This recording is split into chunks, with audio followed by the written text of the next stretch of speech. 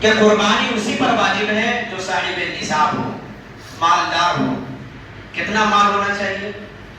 52.5 تولہ چاندی کی قیمت جتنی ہو سکتی ہے مارکیٹ میں 1.5 لاکھ روپے، 1 لاکھ روپے، 1,25,000، 30,000 یا 1.5 لاکھ، 2 لاکھ، جو بھی ہو، آپ معلوم کریں 52.5 تولہ چاندی کی قیمت کیا ہو سکتی ہے۔ اتنا سونا ہو، اتنی چاندی ہو، اور اس کے بعد اتنی رقم ہو۔ اگر کسی کے پاس سونا چاندی نہیں ہے لیکن اتنے پیسے ہوں گے، کسی کے پاس 52.5 تولہ چاندی نہیں ہے لیکن سونا اور چاندی دونوں ملا کے 1.5 لاکھ روپے پہنچ جا رہا ہے، تو اس پر قربانی واجب ہے۔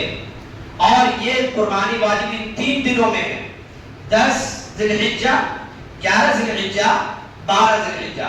قربانی کے یہ 3 دن ہیں، اسی 3 دن میں قربانی آپ کو کرنا ہے۔ اسی 3 دن میں حج بھی ہوتے ہیں۔ آپ دیکھے ہوں گے جو حاجی حضرات ابھی جاتے ہیں حج کرنے کو، وہ اسی 3 دن میں حج کرتے ہیں۔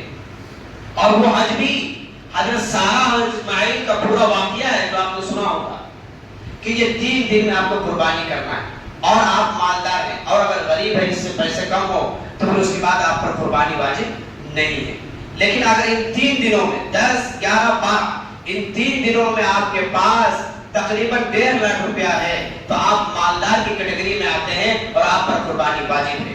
اس سے کم ہے تو آپ تو ضروری تو نہیں، لیکن سال بھر میں 1 مرتبہ آتا ہے، اگر آپ چاہیں تو قربانی کر سکتے ہیں۔ قربانی کس کے نام سے ہوگی؟ جو مالک ہوگا اتنا پیسہ کا، اسی پر ہوگا۔ اب اس مثال پر ایک اور بات سمجھیے اس میں، کہ جیسے گھروں میں لوگ 5 بیٹے ہیں، پیسہ کما کے باپ کے پاس جمع ہوتا ہے یا ماں کے پاس جمع ہوتا ہے۔ پیسہ مہینے میں جتنے کماتے ہیں وہ پیسہ کس کو جمع کرتے ہیں؟ بیٹا ماں کو جمع کر دیتا ہے یا باپ کو جمع کرتا ہے؟ کچھ گارجین وہی ہوتے ہیں، ماں ہوگی یا باپ ہو گیا، گھر کا کوئی بڑا بیٹا ہوگا، ان کے پاس جمع ہوتا ہے۔ اور جو کما رہا ہے ان کے پاس 10-20 ہزار روپے یا زیادہ سے زیادہ 30 ہزار روپے ہوگا، اتنا بچا کے اپنا بیلنس میں رکھتا ہے۔ تو قربانی کس پر واجب ہوگی؟ جو کما رہا ہے اس پر نہیں ہوگی، یعنی جس کو مالک ہے تقریباً اتنے پیسے کا اسی پر ہے۔ 10-20 ہزار روپے اس کے پاس، اس پر قربانی نہیں ہے۔ اگرچہ وہ کما رہا ہے، لاکھوں روپیہ کما رہا ہے، لیکن اس کے پاس 1 روپیہ بھی نہیں بچتا ہے، کیونکہ وہ پورا پیسہ جمع کر رہا ہے اپنے گارجین کے پاس۔ لہذا گارجین مالک ہے، اب وہ اس پر کرے گا۔ لیکن گارجین کے پاس بھی اتنے پیسے ہیں اور باقی بیٹوں کے پاس بھی الگ سے وہ بیچارہ رکھا ہوا ہے 2-3 لاکھ روپے، تو اس پر بھی قربانی واجب ہے۔ اب یہاں پر لوگ کیا کرتے ہیں کہ ہم تو گارجین کو کما کے دے رہے ہیں، تو گارجین نے ایک اپنا بکرا ذبح کر لیا، 1 بکرا لیا ہے تو سارے گھر کی جانب سے کہتے ہیں کہ ہو گیا۔ ایسا نہیں ہوتا ہے۔ ہر ایک کے پاس اتنا پیسہ ہے، 5 بیٹا ہے، 5 بیٹے کے پاس اتنا پیسہ ہے، تو ان 5 بیٹا پہ قربانی واجب ہے۔ کوئی ایک پہ قربانی، کسی ایک کے کر لینے سے قربانی واجب ادا نہیں ہوگا۔ اس بات کو اچھی طرح سمجھ لیں، کیونکہ معاشرے میں ایسا ہی چل رہا ہے، گھر کا ایک آدمی جانور خرید کے لے آیا، بھونے کی طرف سے کہہ دیتے ہیں۔ تو اگر بڑا جانور ہے تو تمہیں 7 حصے، 1 حصہ آپ لے سکتے ہیں، اس میں سے چھوٹا جانور ہے جیسے بکرا ہے، بکری ہے، دمبا ہے، اس میں سے 1 حصہ ہوتا ہے۔ اور اس پر ایک بات اور یاد رکھنے کی ہے کہ بکرا جو آپ ذبح کریں گے تو کم سے کم 1 سال کا ہونا چاہیے، دانتا ہونا چاہیے۔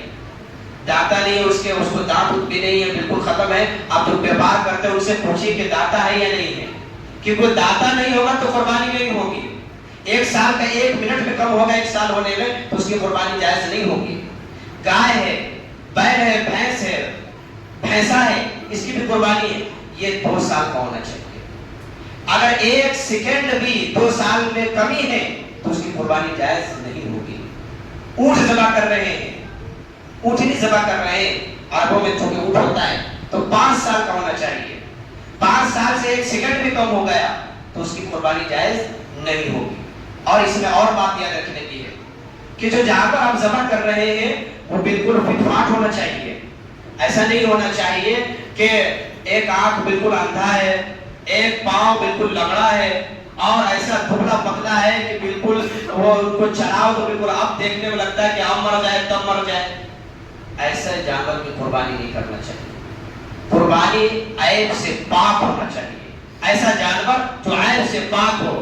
آپ کوئی بہت سے لوگ کیا کرتے ہیں کہ ایسا بکرا سب خرید کے لاتے ہیں کہ جن کی 1 آنکھ ہوتی نہیں، یا 1 آنکھ کی روشنی تو دکھنے میں لگتی کہ آنکھ ہے لیکن روشنی بالکل 1 آنکھ میں ہے ہی نہیں، تو ایسی کو قربانی جائز نہیں۔ اور ایک ایسا جانور کو خرید کے لاتا ہے کہ جو 3 پاؤں پہ ہی چلتا ہے، 4تھا پاؤں زمین پر رکھتا ہی نہیں ہے، وہ کی چلتا ہے. تو فتاوی کی کتابوں میں یہ بات لکھی ہوئی ہے کہ اتنا زیادہ لنگڑاتا ہے کہ وہ چلنے میں وہ چوتھا پاؤں زمین پر رکھتا ہی نہیں ہے تو اس کی قربانی جائز نہیں ہوگی. لیکن اگر وہ چلنے میں چوتھا پاؤں کا سہارا لیتا ہے, کبھی کبھی وہ ٹیک بھی دیتا ہے, اس کے ذریعے سے بھی چل لیتا ہے, تو پھر اس کی قربانی جائز ہے. یعنی بالکل ایسا سمجھو کہ 3 پاؤں والا قربانی جائز ہے. یہ مسائل ہے. انشاءاللہ اس کے بعد انشاءاللہ اگلے جمعہ کو انشاءاللہ اس کے تعلق سے آگے مزید بات کی جائے گی. اور آپ یاد رکھیے, آپ قربانی جانور خریدنے جائیں تو مسئلہ مسائل پہلے معلوم کر لیں, کیونکہ ہر ایک سال میں آتا ہے تو لوگ اس پہ دھیان بھی نہیں دیتے.